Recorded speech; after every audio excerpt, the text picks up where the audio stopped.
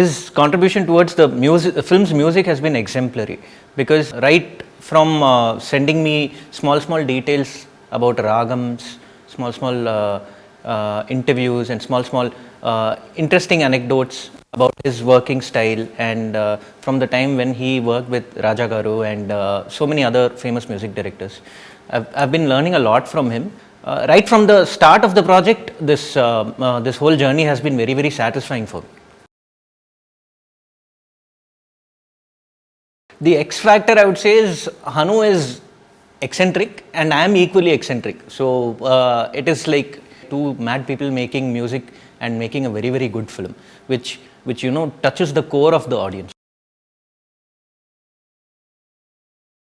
Hanu and me always have this kind of one gentle fight about which song is better. I'm very happy with the response that we've got on the songs, because on the musical side we've tried to be very rich. I have not used even one single plastic sound in the album. The movie is as real as it can get, and the songs are as organic as they can be. So I've done maximum effort from my. This is probably my best work till date. So it's an album that will stand. Hopefully it will stand the test of time. See, one is we all miss SPB sir. There is no one who can fill that void. The only person I could think of to sing those songs, the two songs that released, other than SPB, was SPB Charan, because he's got the same voice texture, he's got the same intonation of singing, he's got a very similar style of delivering, and a voice timbre that matches SPB Garu. We decided, okay, let's. I thought through this for a very long time. I posted this thing to that sir, and he was also very happy about the choice of the singer. For O Sita specifically, Hanu was like, see, this is a travel song, and I want this song to be there for at least 10-20 years.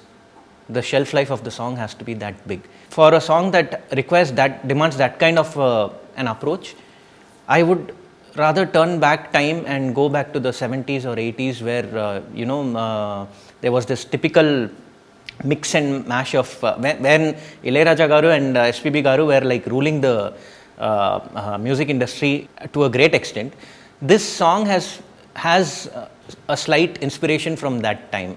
So it is like turning the clock back in time to probably the 70s or the 80s. So that was the brief given to me. Intandam song was the song that was first done for the film. Initially it was a rain song, but the way they have shot it, a rain song would just be an understatement. Right now it is on a completely different level. The song is melodious. The song is soothing, and I have not used any synthetic instruments. I have only gone with everything live.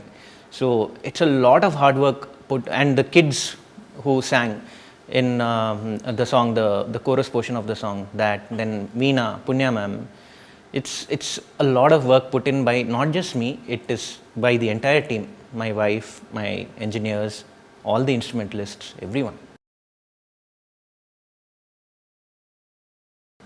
I wouldn't say I have faced any challenges. Yes, there are a few challenges in making every song sound different. When I decided to sit and compose for this film, one thing was that since I'm not going to use any electronic instrument or any any synthetic instrument, I decided that every song should sound different. So the wide range of instruments that I've used, live instruments that I've used, mark for the difference in each and every song. That was the challenging part, because composing a classy tune, it comes naturally to me, but something that is very that holds the test of time, that comes only through live instruments and organic music. So I've tried my best to push that. Actually, the film is such that you do not require a song like that, because the film is very real. it is not a usual, it's not a very, very light-hearted film. This film will really, when you go and watch it in theaters, it will really do something to you, because it's deep, it is real, and it is, when we see these regular films, we have this hero intro and we have this heroine intro. That kind of grammar is not there in Sita Ramam. It is very, very real and rooted, and it really, it's like when how people used to be when in the 1960s and 70s, how people really used to be. That is the way it's been shot, and that is the character of the film. So this film actually does not require anything like that.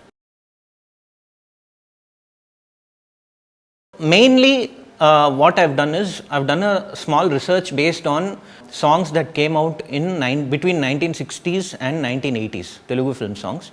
And one thing peculiar that I found out in all these songs were that they were mostly based on Hindolam raga. So I have not gone and used Hindolam raga, because I wanted this song to, though I wanted it to sound periodical, but at the same time the usage of instruments and everything has been done according to that time. Like we have veena, we have violin, flute, guitar, and there is a certain plethora of Middle Eastern instruments that I've used in the film. The other few songs that were hits in between 1960s and 80s were from other ragams. So I have tried to specifically concentrate on that, and I hope I've done justice to the whole thing.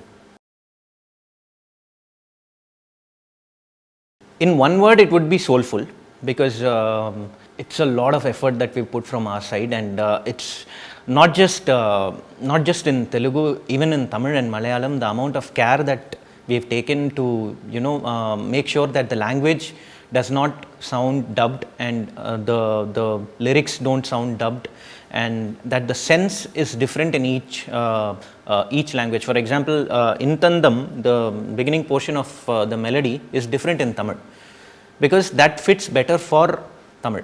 Going through those comments in YouTube also makes me feel really happy, because there are people who recognize that. All the lyricists, the whole team has been working really hard and getting to get the output. It's a very different kind of a ragam. It's loosely based on Khamaj and a little bit of Natabhairavi here and there. But actually, the basic idea of this thing is, the song is, it is synonymous of a kind of a wedding, but not a very, very, very, very celebrative South Indian wedding. Something that is very, very, when two hearts meet, there is a rhythm between them, something like that. It is not with, when we have a wedding, we have like some thousands and 2,000s of people coming in. This song is not like that. It is just two hearts celebrating love and discussing their wedding, discussing their marriage, discussing their future, something on a very close question answer kind of a session. And this was penned by Srivenela Sitaram Shastri Garu, who is no more with us, but you won't believe the kind of interactions I've had with that man. He is a gift to Telugu language, because not just Telugu language, he's so well versed with alankarams, he's so well versed with alliterations and figure of speech and the power of language, that I had a conversation with him for 3 hours sitting in the composing session.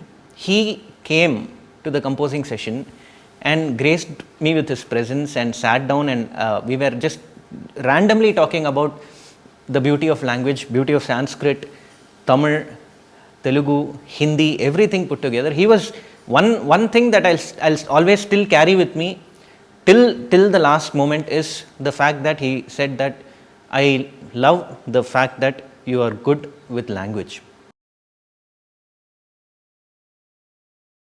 The other day I was checking my Instagram account, and there was one comment that I received from a person, and it was like,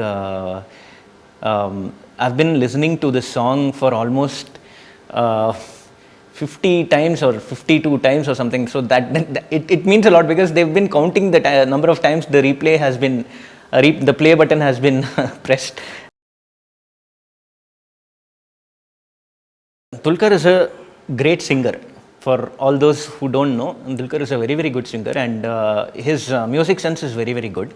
And apart from all that, his presence in the frame as an actor.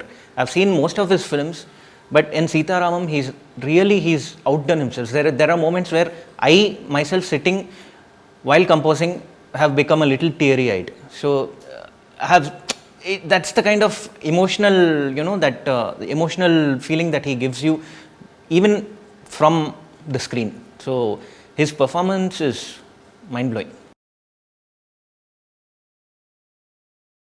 There's this song, the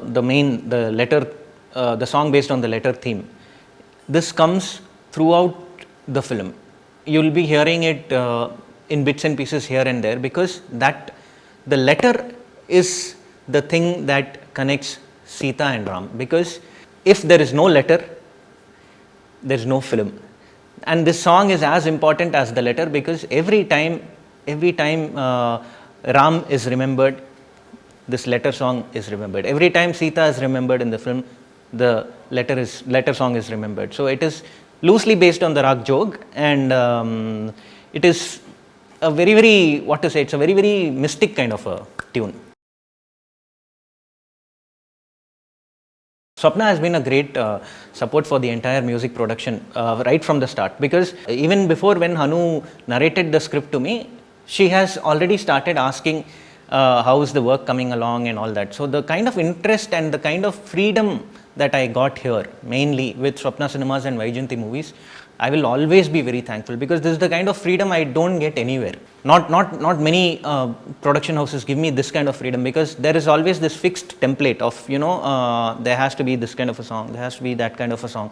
No, this is a journey that I've started while starting composing for Sita Ramam, and I hope this continues with Vaijayanti and Swapna. Thank you so much.